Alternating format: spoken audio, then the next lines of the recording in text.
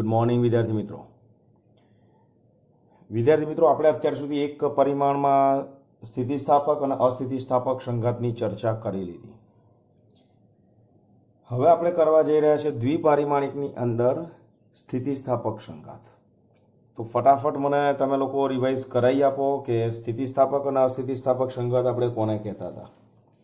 બરાબર, તો બોલો ચાલો, સ્થિતિસ્થાપક સંઘાત કોને કહીશું? Yes, exactly. કોણ બોલ્યું? ફાઇન. સ્થિતિસ્થાપક સંઘાત હોય ત્યારે સમજી લેવાનું ગતિ ઉર્જાનું સંરક્ષણ થાય, અને અસ્થિતિસ્થાપક સંઘાત હોય તો ગતિ ઉર્જાનું સંરક્ષણ થતું નથી. હા, સંઘાત કોઈ પણ હોય, પછી સ્થિતિસ્થાપક હોય કે અસ્થિતિસ્થાપક, ઉર્જા અને વેગમાનનું સંરક્ષણ તો થાય અને થાય જ. બરાબર. તો વિદ્યાર્થી મિત્રો, આવો જ એક દ્વિપરિમાણિક સ્થિતિસ્થાપક સંઘાતની ચર્ચા કરવા જઈ રહ્યા છે, એટલે એટલું ક્લિયર સમજી લો કે આની અંદર ગતિ ઉર્જાનું સંરક્ષણ થશે, સ્થિતિસ્થાપક છે એટલા માટે. પણ દ્વિપરિમાણિક કેમ કહ્યું એની આપણે ચર્ચા કરીએ છીએ. જોજો ધ્યાનથી. સપોઝ આ એક m1 દળનો પદાર્થ છે, જેનો પ્રારંભિક વેગ આપણે ધારી લઈએ છીએ સપોઝ v1 અને i. 1 ફોર એક નંબરનો પદાર્થ છે અને i ફોર ઇનિશિયલ. બીજું, આ m1 દળનો પદાર્થ v1 i વેગથી આ ડિરેક્શનમાં ગતિ કરે છે અને એક સ્થિર અવસ્થામાં રહેલા એક m2 દળના પદાર્થ સાથે એ દ્વિપારિમાણિક સંઘાત અનુભવે છે. v2 i 0 લઈએ છે, રાઈટ. હવે શું થશે વિદ્યાર્થી મિત્રો? જોજો ધ્યાનથી. જ્યારે આની સાથે સંઘાત અનુભવે છે તો સંઘાત બાદની ખાલી પરિસ્થિતિનો તમે વિચાર કરશો તો દ્વિપરિમાણિક સંઘાત કેવી રીતે થાય, તો એની અક્ષ બતાવું છું અહીંયા. તો m1 દળનો પદાર્થ વિદ્યાર્થી મિત્રો અહીંયા જાય છે અને m2 દળનો પદાર્થ અહીંયા જાય છે. ધેટ મીન્સ કે m1 આમ જશે અને m2 વિદ્યાર્થી મિત્રો આમ જશે. બરાબર. હવે એ પણ સમજી લો કે અંતિમ વેગ આનો m1 નો અંતિમ વેગ કેટલો છે, તો કે ધેટ ઇઝ v1 અને final that is v for f, અને આનું આવશે ધેટ ઇઝ v2 અને આવશે f. અને m1 જે છે ને એ સમક્ષિતિજ દિશા સાથે આ θ1 ખૂણો બતાવે છે અને આ θ2 ખૂણો બતાવે છે. હવે કેટલી ક્વોન્ટિટી જ્ઞાત છે તમે જુઓ અહીંયા, કેટલી ક્વોન્ટિટી આવી. સી, m1 દળનો પદાર્થ v1 i જેટલા વેગથી ગતિ કરતો સ્થિર અવસ્થામાં રહેલા એક m2 દળના પદાર્થ સાથે દ્વિપારિમાણિક સ્થિતિસ્થાપક સંઘાત અનુભવે, અને m1 દળનો પદાર્થ સમક્ષિતિજ અક્ષ સાથે θ1 ખૂણો બનાવતી દિશામાં આ તરફ, અને m2 દળનો પદાર્થ θ2 ખૂણો બનાવતી દિશામાં આ તરફ એ શું કરે છે? પોતાની ગતિ કરે છે. ક્લિયર? હવે આખી વસ્તુ સમજો કે આ દ્વિપારિમાણિક સંઘાતમાં કેટલી ક્વોન્ટિટી અનનોન છે અને કેટલી ક્વોન્ટિટી જ્ઞાત છે. તો જો સંઘાત પહેલાની બધી ક્વોન્ટિટી આપણા માટે જ્ઞાત છે, સંઘાત પહેલાની. બરાબર. તો જ્ઞાત ક્વોન્ટિટી જે છે ને એ આપણે એવું લખી શકીએ છીએ કે m1 m2 v1 i અને v2 i આ આપણે જાણીએ છીએ, પણ અજ્ઞાત કેટલી છે જે નથી જાણતા સંઘાત બાદ, તો એ છે ધેટ ઇઝ v1f v2f θ1 અને θ2. વિદ્યાર્થી મિત્રો, આ ચાર ક્વોન્ટિટી અનનોન છે. હવે યાદ રાખો કે ચાર ક્વોન્ટિટી અનનોન હોય ને તો આપણે ચાર સમીકરણ જોઈએ, તો જ એ ચારે ચાર ક્વોન્ટિટી આપણે શોધી શકીએ એમ છે. તો હવે તો એ ચાર સમીકરણો આપણને મળે છે કે નહીં એ ચર્ચા કરીએ છીએ, નથી મળતા તો કેટલા મળે છે એની ચર્ચા કરીએ છીએ. પણ ચાર ક્વોન્ટિટી અનનોન હોય, ચાર ક્વોન્ટિટી અજ્ઞાત હોય, તો આપણે ચાર ક્વોન્ટિટી શોધવી, ચાર સમીકરણ આપણે જોઈએ. બરાબર. હવે તમે જુઓ, m1 દળ અને m2 દળ બંનેના આપણને કોમ્પોનન્ટ મળશે, ઘટકો મળશે. તો m1 નો ઘટક જે છે ને વિદ્યાર્થી મિત્રો એ આ રહ્યો, x અક્ષની દિશામાંનો ઘટક, આ y અક્ષની દિશામાંનો ઘટક. એવી રીતે m2 જે છે એના પણ બે ઘટક મળશે, એક આ મળશે ને એક આ મળશે. હવે વેગમાં આપણે વેગમાનના ઘટકો લઈએ, આ વેગના ઘટકો છે એના ગુણે m1 કરીશ તો આપણને વેગમાનના ઘટકો જ મળવાના છે. તો આ ખૂણો θ1 છે, તો આ જે છે ધેટ ઇઝ આ બનશે આપણો m1 v1f cos θ1, અને આ ઘટક જે છે એ બનશે આપણો m1 v1f sin θ1. ઓકે, આ પણ ધન x અક્ષ પર છે એટલે ઘટક પ્લસ આવશે, આ ધન y અક્ષ પર છે એટલે ઘટક પ્લસ આવશે. ઓકે, આ ખૂણો θ2 છે તો આ થશે m2 v2f cos θ2 અને આ જે છે એ આવશે આપણો ઘટક m2 v2f sin θ2. પણ આ ઘટક ધન x અક્ષ પર છે એટલે આ પ્લસ જ આવશે અને ઋણ y અક્ષ પર છે એટલે માઇનસ આવશે. ક્લિયર? ક્લિયર? ઓકે, આનું પ્રારંભિક વેગમાન કેટલું છે તો કે m1 v1i. આનું વેગમાન કેટલું છે 0. તો મેં આ જે છે એ સંગાત આ દરેક પદાર્થના આપણે વેગમાનો લઈ લીધા. આનું વેગમાન કેટલું થશે ખબર છે? m1 v1f cos θ1 plus m1 v1f sin θ1. આનું વેગમાન કેટલું થશે? m2 નું સંગાત બાદનું m2 v2f cos θ2 minus m2 v2f sin θ2. તો આ આપણને બધાના વેગમાન મળી ગયા. હવે આપણને ખબર છે વિદ્યાર્થી મિત્રો કે સ્થિતિસ્થાપક સંઘાત દરમિયાન વેગમાનનું સંરક્ષણ થાય. વેગમાનનું સંરક્ષણ થાય એટલે સંઘાત પહેલાનું વેગમાન બરાબર સંઘાત બાદનું વેગમાન થાય અને થાય છે. તો આપણે સૌથી પહેલા વેગમાનના x ઘટકો લઈએ છીએ. વેગમાનના x ઘટકો અને એનું આપણે સંરક્ષણ કરીએ છીએ. તો આપણે શું કરીશું? આ 1 2 3 4 સંઘાત બાદ આ બંનેના વેગમાનોના x ઘટકો આપણે ખાલી કન્સિડર કરીએ છીએ. ચલો, આનું x અક્ષની ડિરેક્શનમાં વેગમાન કેટલું છે તો કે ધેટ ઇઝ v1i. ઓકે, આનું x અક્ષની ડિરેક્શનમાં વેગમાન કેટલું છે તો કે that is 0 is equal two આનું x અક્ષની ડિરેક્શનમાં વેગમાન કેટલું છે તો કે m1 v1f cos θ1. આનું x અક્ષની ડિરેક્શનમાં કેટલું છે તો કે m2 v2f cos θ2. વિદ્યાર્થી મિત્રો, આ સમીકરણ 1 મળી ગયું. એવી જ રીતે આપણે વેગમાનના y ઘટકો લઈએ તો આનો y અક્ષની ડિરેક્શનમાં વેગમાન કેટલું 0. આનું કેટલું 0 ઇઝ ઇક્વલ ટુ આનું y અક્ષની ડિરેક્શનમાં વેગમાન કેટલું m1 v1f sin θ1. આનું y અક્ષની ડિરેક્શનમાં માઇનસ m2 v2 sin θ2. આ બીજું સમીકરણ. ઓકે, ગતિ ઉર્જાનું જેમ વેગમાનનું સંરક્ષણ થાય તો સ્થિતિસ્થાપક સંઘાત છે તો ગતિ ઉર્જાનું પણ સંરક્ષણ થાય. તો ગતિ ઉર્જામાં તો ઘટકો લેવાનો પ્રશ્ન જ નથી આવતો, તમને ખબર છે. ગતિ ઉર્જાનું પણ સંરક્ષણ થાય. કેમ નહીં થાય? કારણ કે અદિશ રાશિ છે એટલે દિશા નથી, એટલે સદિશ નથી તો એને ઘટકોમાં રૂપાંતર કરવાની જરૂર નથી. તો આની કાઇનેટિક એનર્જી કેટલી?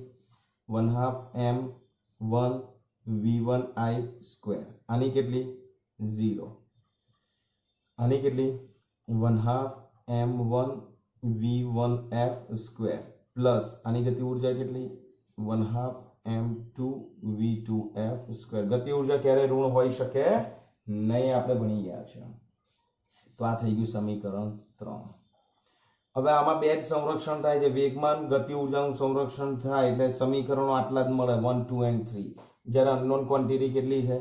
4. રાઈટ? તો હવે તમે ધ્યાનથી જોજો. આ 4 ક્વોન્ટિટી અનનોન હોય તો 4 સમીકરણ જોઈએ તો આપણી પાસે કેટલા છે? 3 જ સમીકરણ છે. તો ધેટ મીન્સ કે આ 4 માંથી કોઈ એક ક્વોન્ટિટી આપણે આપી દેવી પડે એક્ઝામ્પલની અંદર.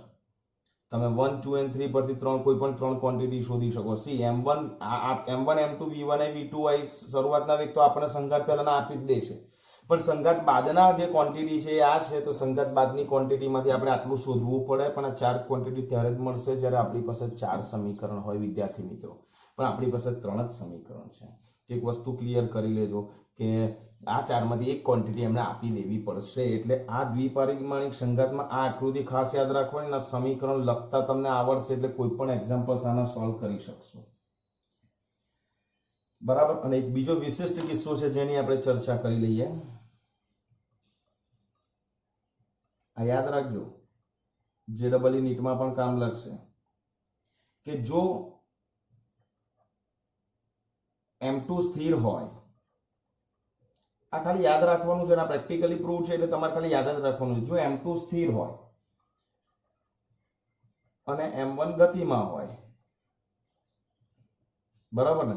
તો છે જ ને, અત્યારે આપણે એ જ લીધું છે, બરાબર. અને જો બંને પદાર્થના દળ સમાન હોય, અને જો બંને પદાર્થોના દળ સમાન હોય,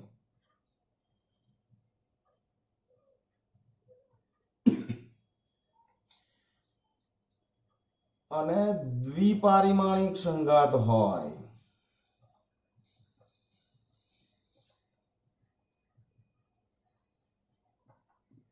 તો હંમેશા યાદ રાખવાનું છે કે સંઘાત બાદ બંને પદાર્થો પરસ્પર લંબ એવી દિશામાં જાય, એટલે કે m1 અને m2 વચ્ચેનો આ θ1 + θ2 that is always 90. આ યાદ રાખો, બરાબર છે. સંઘાત હોય તો સંઘાત બાદ બંને પદાર્થો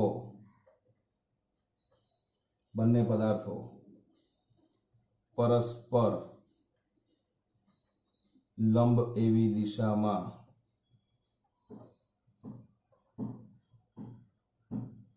ગતિ કરે. ક્લિયર છે? ક્લિયર છે? ફાઇન. હવે તમે જોઈ લો, આટલું તમારે ખાસ યાદ રાખવાનું કે જો દ્વિપારિમાણિક સંઘાત હોય, યાદ રાખજો, જો દ્વિપારિમાણિક સંઘાત હોય અને m2 સ્થિર હોય અને m1 ગતિમાં હોય, અને જો બંને પદાર્થોના દળ સમાન હોય, અને જો પાછો દ્વિપારિમાણિક સંઘાત હોય, તો હંમેશા યાદ રાખવાનું કે m1 અને m2 પરસ્પર લંબ જાય, તો θ1 + θ2 કેટલું થઈ જાય? That is 90. માટે θ1 + θ2 90 ડિગ્રી થાય. આ યાદ રાખશો? આ યાદ રાખશો? Okay, fine. તો પોઝ કરીને આટલું લખી લો, અને લખ્યા બાદ ટેક્સ્ટ બુકના પેજ નંબર 131 પર જાઓ. ચાલો,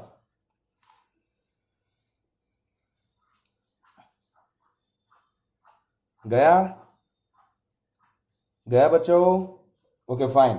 ટેક્સ્ટ બુક પેજ નંબર 131 પર જાઓ. પોઝ કરો અને page number 131 131 textbook NCERT 11th part 1 ગયા? ફાઇન. ચાલો, હવે એની અંદર જુઓ તમે ઉદાહરણ 6.13. તો 6.13 ની અંદર આખી જ વસ્તુ તમને આપી દીધી છે. સ્ક્રીન પર પણ તમે લોકો જોઈ શકતા હશો. આ જ આકૃતિ છે, બરાબર. હવે એમાં જુઓ, સમાન દળ m1 બરાબર m2. ઓકે, દળ સમાન આવી ગયા. ચલો, દળ સમાન આવી ગયા. ઓકે, પ્રથમ બોલ મારક, એટલે કે આ બોલ મારક, અને બીજો ટાર્ગેટ, તો આ ટાર્ગેટ. બિલિયર્ડનો ખેલાડી લક્ષ્ય બોલને ખૂણાના કાણામાં નાખવા માંગે છે, જે θ2 37 ડિગ્રી છે. એટલે આ m1 m2 ને અહીંયા ટાર્ગેટ કરે છે, સ્ટિકથી મારે છે, અને એનું ટાર્ગેટ છે કે m2, આ θ2 છે ને 37 ડિગ્રી આપી દીધું છે, 37 ડિગ્રી. તો એ 37 ડિગ્રી તરફ એને અહીંયા નાખે છે, અહીંયા હોલ છે એવું સમજો, અને આ બોલને અહીંયા નાખવાનો છે. તો θ2 કેટલું આપી દીધું છે? 37. ધારી લો અથડામણ સ્થિતિસ્થાપક છે, ઘર્ષણ ને ચાક ગતિ મહત્વના નથી, તો θ1 શોધો. અરે ભાઈ, ચલો, m2 સ્થિર છે? યસ, સ્થિર છે. m1 ગતિમાં છે? યસ, ગતિમાં છે. બંને પદાર્થનો દળ સમાન છે? યસ, રકમ આપી દીધું છે. બીજી લીટીમાં m1 બરાબર m2. Okay, fine. દ્વિપારિમાણિક છે? બરાબર છે. સ્થિતિસ્થાપક છે. તો સંઘાત બાદ બંને પદાર્થો પરસ્પર લંબ એવી દિશામાં ગતિ કરે, તો θ1 + θ2 = 90. તો how much θ2 is given to you? that is 37 degree. તો θ1 + 37 = 90. What is your answer? That is 90 - 37, and it is equal to 53 degree. Please check the answer on the page number 132. Answer is 53. છે ને જબરજસ્ત? છે ને જોરદાર? બહુ સરસ, બહુ સરસ. બરાબર. ચાલો, અહીં સુધી ક્લિયર છે? હવે બીજો બહુ જ એક સરસ આપણે ગણી શકીએ અને ગણતરીમાં લઈ શકીએ એવો સરસ એક એક્ઝામ્પલ આપણે જોઈ રહ્યા છીએ. ચલો, આને પોઝ કરીને આટલું લખી લો.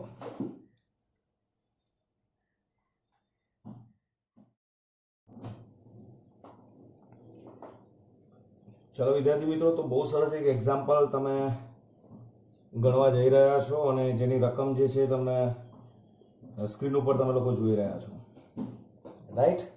હવે આકૃતિ આપણે એઝ ઇટ ઇઝ રાખવાની છે, જેમાં આપણે કોઈ ચેન્જ કરવાનો નથી. જે આગળની આકૃતિ છે એ જ આકૃતિ આપણે ડ્રો કરીએ છીએ. તો રકમ તમે જુઓ, तो ए पहला हूँ रकम तमे वाँचो ने त्यां सुधीमां हूँ एक आकृति खाली बनावी दऊं के जे आपणने इजी पड़े।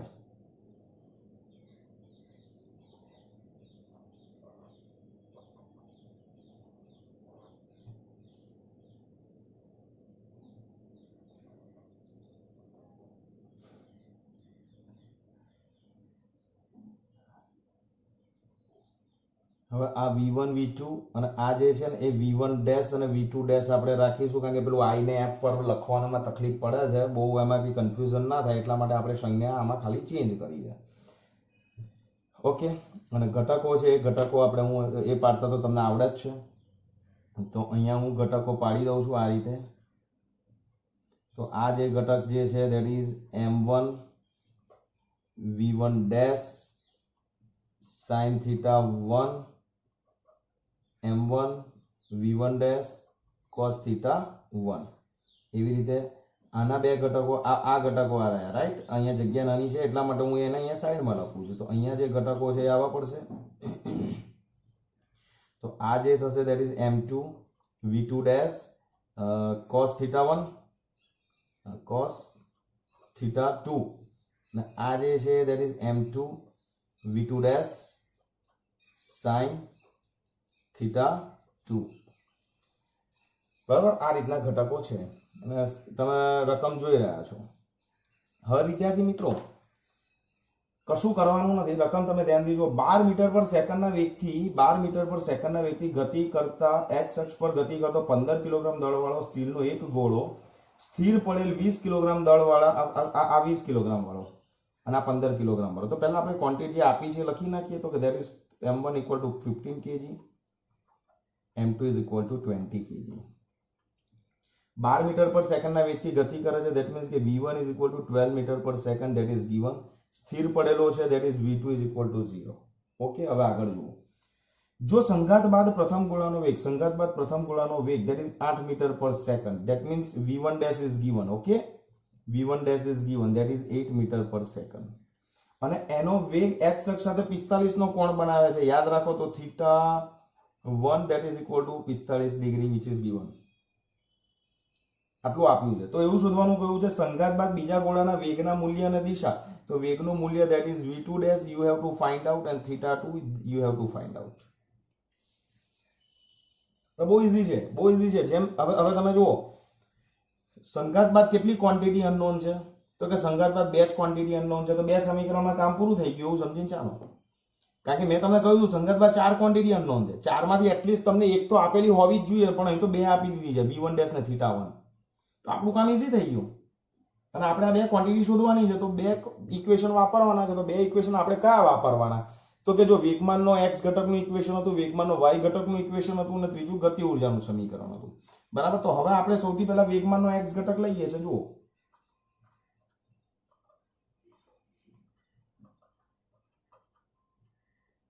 રકમ પોઝ કરીને લખી લીધી હશે, ના લખી હોય તો પાછા રિવર્સ જાઓ, બેક જાઓ અને તમે લખી દો રકમ, પછી તમને વધારે ખ્યાલ આવશે। ચાલો, તો આનું વેગમાન કેટલું છે m1 v1। ઓકે, આનું તો 0 છે ઇઝ ઇક્વલ ટુ આનું વેગમાન કેટલું x અક્ષની ડિરેક્શનમાં that is m1 v1 dash cos theta 1 plus m2 v2 dash cos theta 2। okay, theta 1 is given here that is 45 degree, put all the values।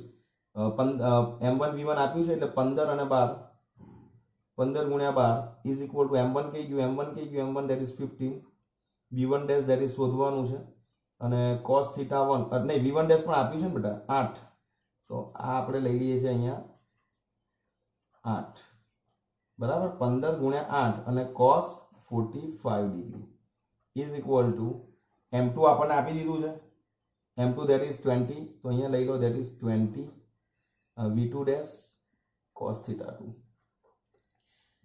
cos 45 1/√2 15 8 120 15 12 180। આ બધો સરવાળો તમે કરશો વિદ્યાર્થી મિત્રો તો તમને મળશે that is તમારે કરવાનું છે that is v2 dash cos theta 2 is equal to 4.745 equation number 1। Clear? ચલો હવે વેગમાનના y ઘટક લઈશું। વેગમાનના y ઘટકો લેતા. તો y ઘટક કેટલું? આનું 0 એટલે બે બાજુ 0, ડાબી બાજુ ટોટલ, અને આનું થશે that is m1 v1 dash sin θ1 is sorry minus m2 v2 dash sin θ2. હવે m2 આપી દીધો છે આપણને, m2 આપી દીધો છે. અહીંયા આ v2 ડેશ cos θ2 તમારે આ લાવવાનું છે, આ 20 ને છેદમાં લાવવાનું છે, આ બધું, અને અહીંયા આવશે ધેટ ઇઝ પ્લસ, રાઈટ? અહીંયા આવશે પ્લસ. તો આ જે ચેન્જ કરશો, હવે આની અંદર તમે બધી કિંમતો મૂકશો વિદ્યાર્થી મિત્રો, તો v2 dash sin θ2 is equal to આવશે ધેટ ઇઝ 4.256. આ સમીકરણ 1 અને 2 જ્યાં સુધી આ વેલ્યુ ન આવે ત્યાં સુધી આનું સાદુરૂપ પ્રોપર આપવાનો પ્રયત્ન તમારે કરવાનો છે. ઓકે, હવે સમીકરણ 2 અને સમીકરણ 1 નો ગુણોત્તર લઈએ તો શું થાય જુઓ.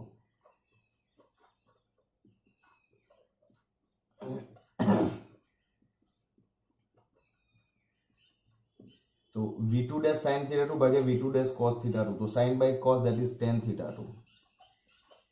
So tan θ2 is equal to આવશે that is 4.256 divided by 4.745 that I have taken from equation number 1 and 2, and the division of these two figure that is 0.8968 that we obtained from LC. Okay, now the natural tangent તો તમને જોતા આવડે જ છે. So θ2 is equal to tan inverse 0.8968 તમારે જોવાનું, and then after θ2 that is almost approximately equal to 41 degree and 53 minute. બોલો okay, clear? હવે શોધવાનું શું બાકી રહ્યું? v2 dash. તો આ θ2 ની વેલ્યુ આ સમીકરણમાં કે આ સમીકરણમાં જ્યાં મૂકવું હોય ત્યાં મૂકી દેવાની, અને એડવાઇઝેબલ છે કે ધેટ ઇઝ અહીંયા sin θ2 માં મૂકી દો, રાઈટ? તો v2 dash is equal to 4.256 divided by sin કૌંસમાં 41 degree 53 minute. So 4.256 divided by sin 41 ને 53 ડિગ્રી તમને જોતા આવડે છે, ચેક કરો, કોપી ના કરો. 6676, રાઈટ? અને v2 ડેશ જે છે વિદ્યાર્થી મિત્રો એ આપણને મળશે 6.37 મીટર પર સેકન્ડ.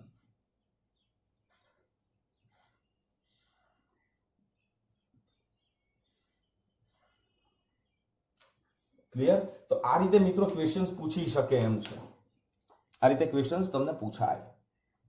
ક્લિયર છે ને? તો આ રીતે તમારે એના આન્સર આપવાના છે.